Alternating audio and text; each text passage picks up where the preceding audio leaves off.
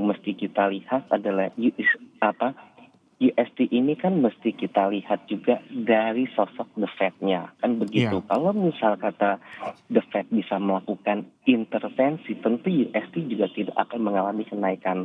Masalahnya yang membuat pasar kecewa kemarin adalah Powell mengatakan bahwa iya sih naik, tapi ini juga cukup jadi perhatian buat kita. Begitu katanya. Tapi yang kedua adalah karena ini masih jadi perhatian, kita nggak akan deh berbuat sesuatu dulu. Ini yang membuat pasar kecewa. Kenapa? Iya.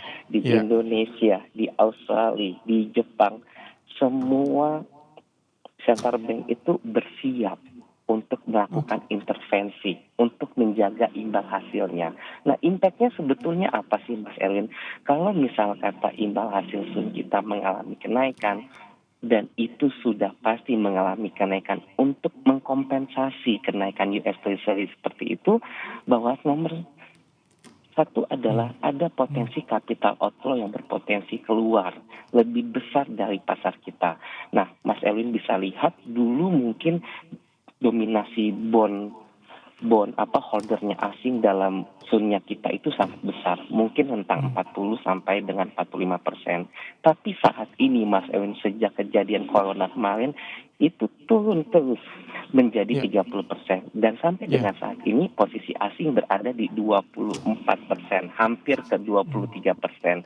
Nah, kalau misalkan sampai USD-nya mengalami kenaikan lagi dan imbal hasil sun kita pasti itu naik. Kenapa? Karena ada capital outflow. Nah, capital outflow di pasar bonds inilah yang membuat sedikit banyak rupiah pun melemah.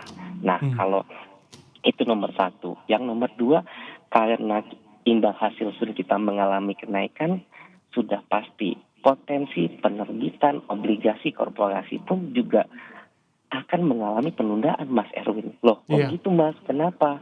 Karena kalau kita lihat kan tahun ini adalah tahun pemulihan, yang itu artinya kan biasanya korporasi juga berpotensi untuk menerbitkan lebih banyak surat utang, mungkin untuk ekspansi, untuk restock segala macam. Tapi setiap kali bonds untuk korporasi itu terbit, biasanya acuannya untuk menerbitkan kupon ada pada imbal hasil sun.